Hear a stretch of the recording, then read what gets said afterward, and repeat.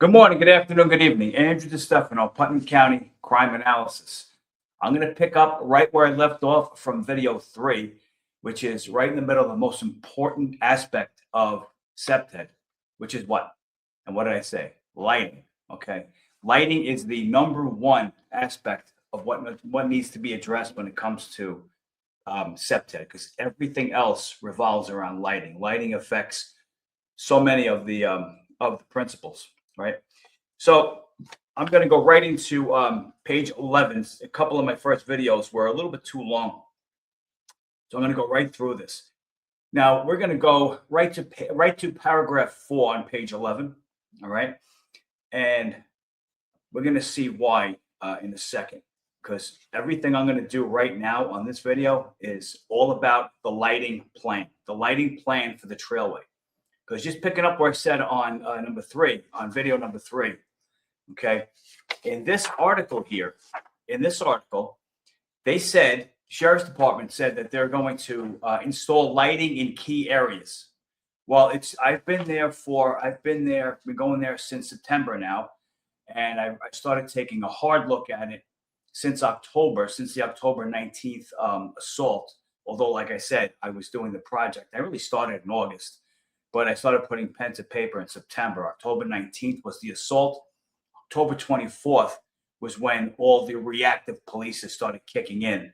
And they put their grandiose plan in the Mayapack News 5 days later. One of the aspects of their grandiose plan is lighting on the trailway in key areas. I don't know what that means.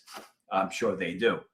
The problem is, as I pointed out in the third video, the trailway is closed at night. Okay, it's closed at night. So why would you put lights on the trailway in any of the areas? What's the key areas if the trailway is closed at night? Is it to keep people out? I don't know. I don't know what their thinking is. Only they can explain it. So now I'm going to start off on page 11, paragraph 4. And by its very nature, the Putnam Trailway, the bike path, has thick vegetation at points, disrupting access control and visibility. Therefore, lighting should enable fight or flight decisions to be made at a distance of at least 30 feet. That is so important when it comes to CPTED. You got to make your flight or fight decisions at a distance of 30 feet. Areas where loitering or attacks are likely to occur should be illuminated to a level of at least 1 foot candle at ground level, with an average to minimum uniformity ratio not greater than 4:1. I'll be explaining those terms in a second. But when I say that, lighting should enable fight or flight decisions to be made at a distance of at least 30 feet. Your lights have to be at such an illuminance, a vertical illuminance, that you should be able to identify a person's face from a distance of 30 feet. Okay. Now, lighting has two purposes: illumination of human activity and security, right? So note to self and the rest of us should and take this into consideration, because this is very important. I've seen this all over the country. Should Putnam County decide to go down this road and allow the trailway to be open at night with the attendant light installation throughout the Putnam County 12-mile corridor, officials should take note that improper or insufficient lighting has resulted in major legal judgments against municipalities and entities responsible for the maintenance of the area. If the county is going to install lights as they claimed, then it is recommended in the strongest possible terms that the county follow CPTED lighting guidelines. All right. Doesn't have to be for the bike path or for the trailway or anything else.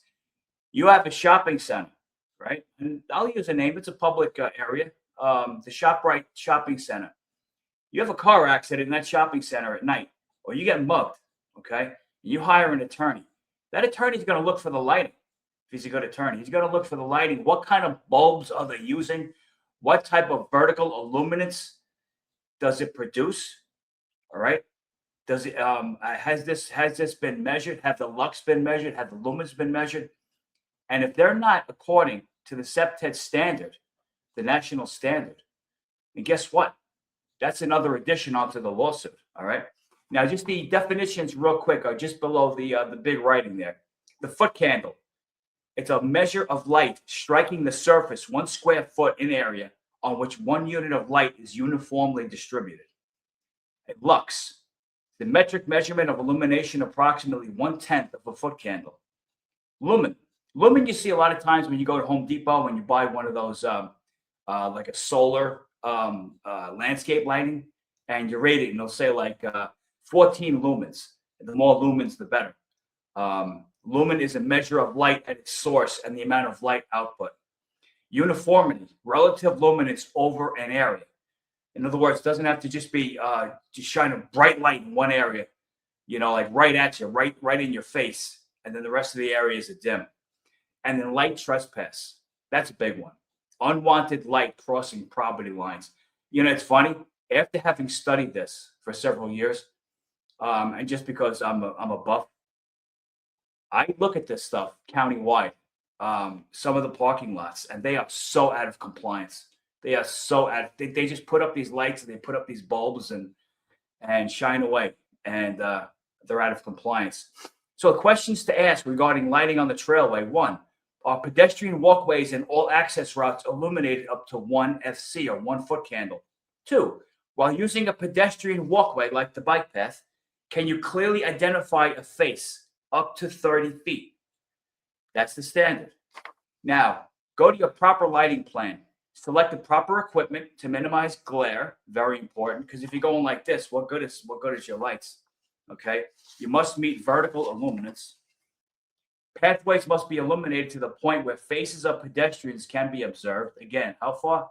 Up to 30 feet. On pathways, meeting vertical illuminance recommendations is the key to a successful installation.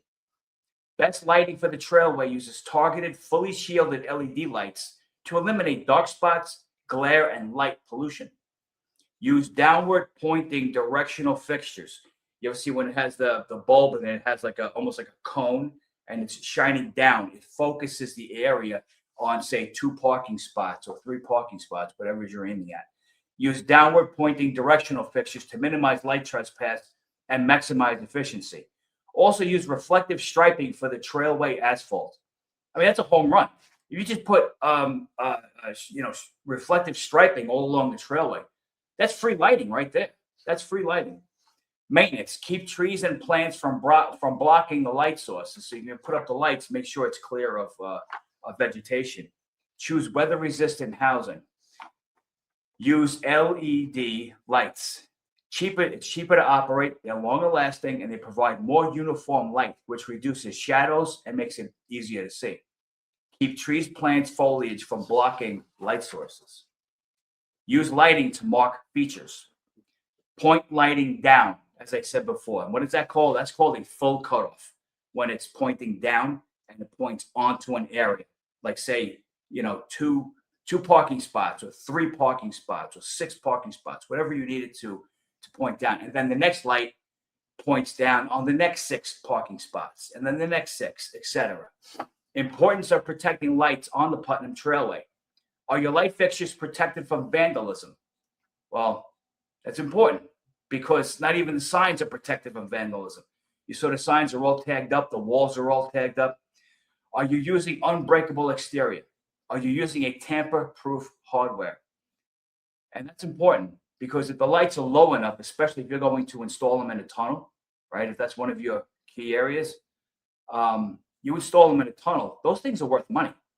So, somebody that's down in their luck, a homeless guy, whatever, he comes, he uninstalls it, and then he can go sell the parts.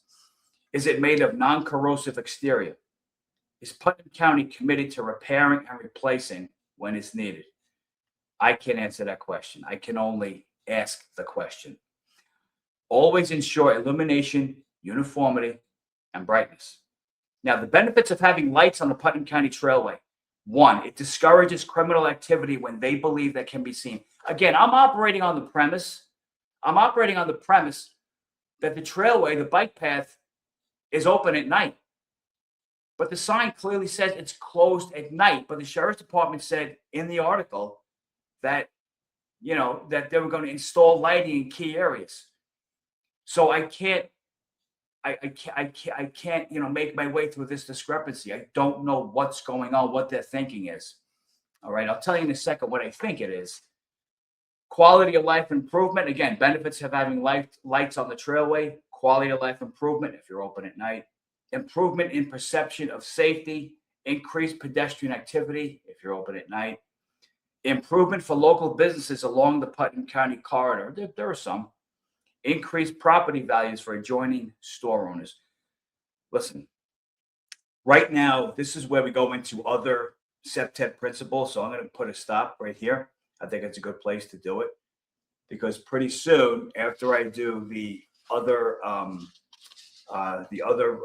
ancillary principles, we're going to start getting into a lot of the pictures, and that's where I'm really going to be able to start explaining what it is I'm talking about. The first 4 or 5 videos, I'm just laying down definition. I'm laying down what it is that I want to talk about, and then after that, I can put pictures to the explanation. But what I think happened was when this woman was brutally assaulted, and this poor woman was brutally assaulted on the trailway, October 19th. I mean, she has made statements, victim made statements that I'm never going back to that trailway. That's horrible. You think about it. That is horrible. I'm never going back to the trailway. That's why we're here, and that's why I'm doing this. I'm never going back to the trailway. But I think what happened was, I think when the assault occurred October 19th, and then the Mayapack News went down there October 24th, they came down. Everybody was there. There was a bunch of pictures taken. All the pictures wound up on Facebook. And I think the sheriff's department got a little bit too in front of themselves. I think they spoke about things. They didn't do any sort of site review. They probably didn't even know that the park is closed at night, or else why would they be talking about lights? So I think that's what happened.